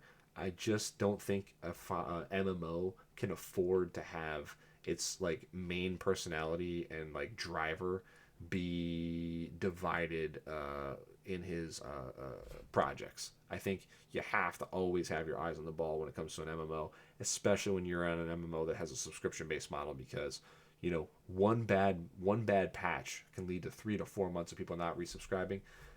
Again, Final Fantasy 14, they want you to take a month off here and there, but they do want you to subscribe and log back in. That's why they re-release a cool-ass mount in the middle of a dead period to get you to resubscribe, log in, spend your gold saucer points on buying a cool mount. So, ultimately, is the game right now worth purchasing, full retail, or is it worth resubbing to? If you've done your 1 month of sub right now and you're done, is it worth continuing your sub? And answering those questions from the perspectives of all the types of players. Brand new player, returning player. Are you a hardcore returning player? Are you a casual returning player? So let's go through that right now. Ultimately, if you played this first month of Endwalker already, and you're a returning player, whether you're hardcore or casual, is it worth resubbing right now? I don't think it is. I think it's been pretty apparent, what I've gone through, especially with the jobs and stuff, where like not all the jobs are balanced yet. There's not a whole lot to do at endgame. The main story quest is not much fun to play on a second character and go through a second time. I don't think it's worth resubbing to. I hate to say it, but there's so many great indie games out there. There's a bunch of cool stuff coming next month. Just Warhammer Darktide off the top of my head is something that's coming in February of 2022. There's all kinds of other stuff out there, and there's all kinds of older stuff out there that you can play right now. I mean, if you have Twitch Prime, if you have Amazon Prime, piggybacking off that, if you have Xbox Game Pass, I mean, if you just have Steam and pay attention to sales, if you are somebody who makes the ethical compromise to have the Epic Store, there's so many other games out there that you can play right now for less than $15 a month or free that are worth checking out. It's very hard to justify to someone, to sub to this game right now. In Shadowbringers, even up to like midsummer last year, I would say, yeah, 2021 July, it's worth subbing to Shadowbringers. September, if you want that sick Final Fantasy 15 car mount, the only thing that's in the game that's actually worth remembering from that game, probably worth that 1 month, but like you have nothing to do while you sub. And now, after you've played through Endwalker and you played through the MSQ and you've leveled like 2 or 3 jobs to 90 and you've seen that like your jobs don't get different at 90, and the raids aren't that much fun, and there's not a whole lot to do, and there's not a whole lot daily to do or weekly to do even, it's not really worth your sub, man. I mean, I wish I knew, like, a secret trick or whatever to how to get the most out of your money. But even if you pay the cheaper sub, the $13 sub where you only gonna have one character on each realm, which is what I do, it's not worth it. I'm kind of actually sad that I paid for 3 months up front. I took the discount price. I wish I would have paid for 1 month and my sub was running out in 2 days, or a day or two, or well, with the free week, it would run out probably next week sometime. Um, yeah, I wish there was another way to justify paying for the game right now, but it just isn't worth it. Endwalker is unfortunately, um, I don't want to say a massive disappointment, but it just didn't deliver. Didn't deliver what we were hoping for, and I think that it didn't capitalize on this opportunity of this mass exodus from other MMOs, to it, and the hype of Shadowbringers, really set it up well. And Endwalker was like having a baseball on like a tee, like T-ball style, and like the swing just missed it completely. If you're from Europe, it's like having a penalty and just hitting the ball and like sailing it in a rosette. Or if you're from the East, it's like with cricket and the guy, like, he bowls it straight into the guy's bat, and the bat just fucking chunks that shit out into the stands. It's gone. Like if you're in Australia, it's like, oh, somebody fouled you inside of 10 meters and you just get to punt that ball right through the fucking middle of the post. Like, I can make this analogy over and over again for no matter where you are, what sport you love. It's just Shadowbringers gave Endwalker a gimme, and Endwalker still missed the mark. It set it up perfectly, and all it had to do was continue rolling the ball, and it just took a shit all over the ball. I don't know what else I could say about it. Again, there are positives to it. The music is fantastic. The graphics, the customization options, the way the zones look, the way the mounts look, they're fantastic. But the substance isn't there. The actual nuts and bolts are worse or the same as they've been, and it doesn't warrant diving into it, unfortunately, as a returning player. Now, if you're a new player, is it worth buying the game? Well, the way Final Fantasy XIV works is if you buy the new game, you get everything that came out before. So if you're a new player and you're playing the free trial is the first base game, which is a Realm Reborn, and it's the Heaven Sword expansion. And that's more than enough to hold you over for now. And you might not be able to buy Endwalker right now because they might have suspended the sale. I don't know if that's been lifted by the time this is going to get uploaded or whatever. So let's just assume that it's still in effect and like you can't buy the game right now. Should you continue playing all the way up to level 60 and enjoying yourself? Yes, I think you should. The game only gets better the higher level you get, but it kind of peaks at about 80. From 80 to 90 is the same. From 60 to 70, you're going to get new abilities that make your job play even better than they did before. 70 to 80, same thing. But 80 to 90, there's not a big change. So when you buy Endwalker right now, it's effectively like you're buying Shadowbringers and Stormblood, because those are the two expansions you're without. And Endwalker is just kind of a bonus. So you're kind of paying $20 for Stormblood, and you're kind of paying $20 for Shadowbringers, and Endwalker is free. So if you're a new player and you're enjoying yourself and you get to level 60 and you're like, I like this, I want to do more, I wouldn't mind paying $13 to $15 a month to keep playing this game at a higher level than I'm playing right now, then the purchase of Endwalker is probably worth it for you. But I think as a new player, especially on the free trial, once you change your free trial account over to a paid account, you can never go back. You have to make a completely new account. If you had a paid account before, you couldn't just turn it into a free trial account and go backwards. You had to make a brand new account with new characters. I would be I would hesitate about buying Endwalker in its current state, because if you want to go through Stormblood and Shadowbringers, they are great experiences, but you have to understand that like the raids and like a lot of the stuff, people will be in there, but they won't be veterans. Like there'll be other people leveling up their character like you.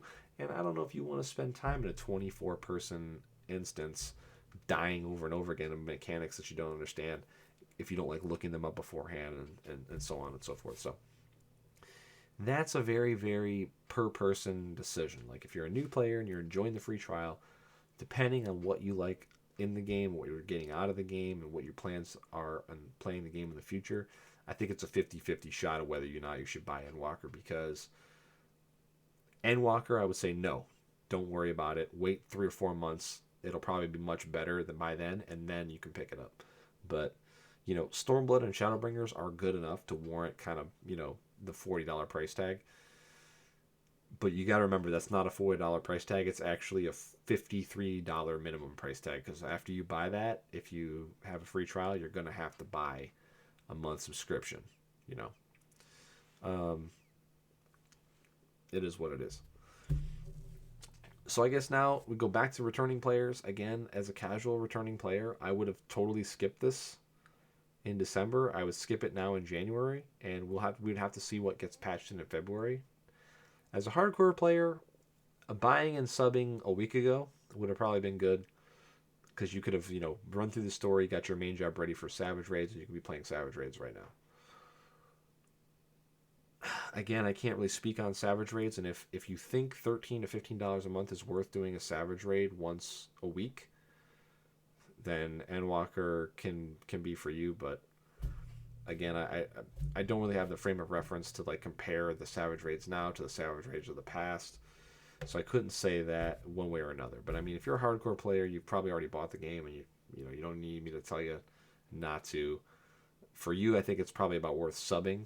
And I think as a hardcore player,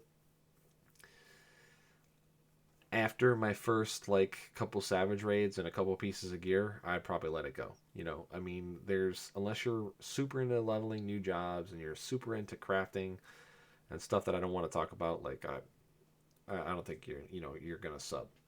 So let me just move on to the end here, which is my personal feelings. I mean, I think my personal feelings, you probably have picked up on it as I've discussed everything I've discussed up to this point. But really, when I discussed everything I've discussed up to this point, I've been trying to be as objective as possible. I'm not coming from whether or not I like Endwalker or I don't. I'm coming from the perspective of somebody who played the game previously and played the game when it was probably at its best, and has played a lot of other MMOs, if not every other MMO, and played a lot of those games at their peak. And in terms of subscription-based cost, Endwalker is like Cataclysm in WoW. It's serviceable. I'm not really enjoying myself. This is probably where I would tap out. Right? Now, Cataclysm got a little bit better as we went through its cycle. But by the time we got to the end, I was done with World of Warcraft. I'm hoping that by the time Endwalker goes through its support cycle, I'm not done with Final Fantasy XIV. But until things can get addressed, until, you know, the main story quest can get the care and love back that it deserves, until the jobs get the love that they need, and until like there's more things to do in the game and a reason to be logged on, and there aren't 2 or 3 hour queues to log in at prime time. Until those things are resolved, I don't think I'm going to resub to the game. Now, I have another month or two left to play. I think I have like 70 days or whatever left because of the free week, plus another free week that they're giving us, plus I bought a 3-month sub when the game launched. So, I mean, I'm only through one of that right now. I'll continue to log in. I'll do my dailies. I'll level other jobs and so on. But when that runs out, if we aren't in a much better state than we're in today, I'm not going to resub. And the only thing that's probably going to get me to resub is a exclusive item coming back, like a mount or something that I've got to buy with MGP that like is similar to the Final Fantasy 15 card that we bought last year. And I'm sad because I love MMOs and I want to be playing them. But I think there's too many other good games right now. I mean, the other elephant in the room for February of 2022 is Lost Ark, right? I mean, it's not actually an MMO. I mean, people will call it an MMO all they want. It's an ARPG. You know, I mean, if Lost Ark's an MMO, then I guess technically Diablo 3 as an MMO, which just doesn't make any sense to me. But you know, that argument aside, I think that, you know, a lot of people are going to be playing that. I mean, the Korean numbers have doubled, you know, so there's that. Like I said, Warhammer, Elden Ring is coming, you know, so a lot of Dark Souls players are going to be playing that, and they're going to be dropping this, so they're playing it. I think in this environment, with all this good stuff on the way, you know, with potentially PlayStation 5s and Xboxes being purchasable in the next 3 to 4 months, after the scalpers are finally, you know, cast aside, and maybe Sony and Microsoft make some more consoles or some shit, the 13 to 15 bucks a month you're going to spend on Final Fantasy doesn't make sense, because you can take that same amount of money and you can buy Game Pass. You can take that same amount of money, you can buy 2 or 3 games on Steam that are on sale, and you can take that same amount of money and you can do a whole lot with it. And you know, it's all a matter of perspective, right? Like 13 to 15 bucks a month for maybe me with a median income, it's like, yeah, I can pay that money and log in every day and do my gold saucer stuff and get my gold saucer coins. But if they're to buy more amounts that I don't care about in a game that I'm not playing, is it really worth my time? Is it really worth logging in? And I think that what Final Fantasy 14 is going to suffer from is the subscription model. It's going to suffer from the last thing I think about before I log into Final Fantasy is, oh, I've got to pay. If it was free to play, I would just log in and do my dailies. Maybe buy a cosmetic item here and there. Show my appreciation. But when it's subscription model and there's nothing to do, and I know there's nothing to do when I log in, am I going to open up my wallet and resub? I don't know. And especially, it's going to be difficult to justify without world visit data across data center. Because if I've got friends on a different data center, I have to maintain that second character like I was talking about before, and play through everything twice or 3 times. And I think that's too much to ask from your players. The game's designed for you to do everything on one character. And if you can't play with half your friends because they're on a different data center in your region, and you're paying a monthly subscription fee, I think that's, again, just another barrier in your way. So overall, Endwalker, is it worth it right now? No. Not from an unbiased perspective, and not from a I really like the game and I hope it does well, a biased perspective. I don't think in either case I can make a justification for purchasing the game or subscribing to the game. That being said, it's not a bad game. It's a great game. The body of work is great, but this newest expansion doesn't add enough to demand your attention or your subscription fee or the box price of the expansion. There's just not enough there yet. I think in maybe 3 to 6 months we might have a different opinion on that. So, you know, maybe I'll follow this up in the fall or summer, or whenever we get a big giant patch that maybe changes something, or we get a significant amount of content in it. Maybe I'll come back and revisit this. Maybe I'll redo the tier list or whatever, and, you know, I'll talk about everything besides Savage content again. But yeah, I haven't made a YouTube video in a while. Wanted to make something. Figured this was a good topic. I figured it was also good to put out because, again, my opinion on this is going to be the antithesis of most people's opinion on it.